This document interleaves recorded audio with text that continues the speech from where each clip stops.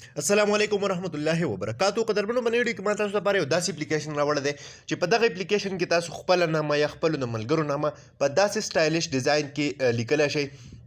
مطلب داسې یو ښایسته ډیزاین کې لیکلی شئ چې د دې نه مخکې به تاسو دغه شانتې ډیزاین چېرته هم نه وي موندلی او نه به وي لیدلی.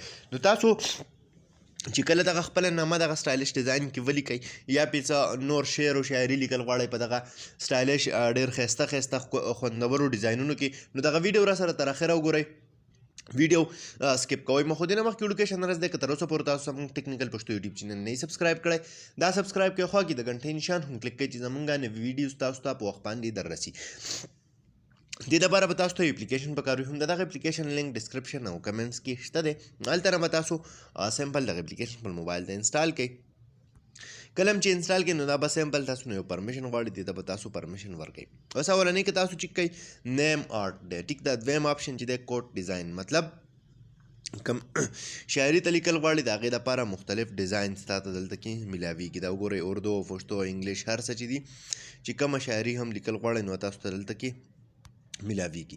اوس که اولني له تاسو راشئ نیم آرټ له سمپل دلته کې به انټر نیم خپل نوم به دلته ولیکئ، ټیک مارک باندې به کلیک واخلئ، ټیک ده. اوس دلته که تاسو راشئ مختلف ډیزاینونه بیکګراونډ والا ښایسته ښایسته ډیزاینونه تاسو ته دلته کې راغله. اوس د دې ځای نه به تاسو چې کوم یو هم خوښ وي نو هغه به سلیکټ کړئ، ټیک ده. ایډیټ آپشن باندې به تاسو کلیک وکړئ. اوس که دلته کې تاسو راشئ فونټ سټایلز دي، مختلف سټایلونه دي، ټیک ده. مختلف سټیکرې پې تاسو بیا لګولی شئ. دا وګورئ دلته کې مختلف ډېرې خوندورې او مزدارې سټیکرې پې تاسو لګولی شئ، ټیک ده. نور دغه شانتي کم سیزونه چې دي فردر ایډیټینګ پکې کول غواړئ نو هغه پکې هم چې دی کولی شئ. دا وګورئ تاسو ته به ښکاري ښه واضحه. ورپسې ټیکسټ کلر دی، تاسو کوم کلر ټیکسټ خوښ وي، مطلب کوم کلر خط خوښ وي نو سمپل هغه کلر هم سلیکټ کولی شئ. یا فونټ سټایل ما تاسو ته وویل د لیکلو کوم انداز چې دی، ټیک ده. په کومه نامه ته نوم لیکل غواړئ نو هغه انداز به تاسو ته هم دلته کې میلاو شي. مثال په طور دا شو، ټیک نه.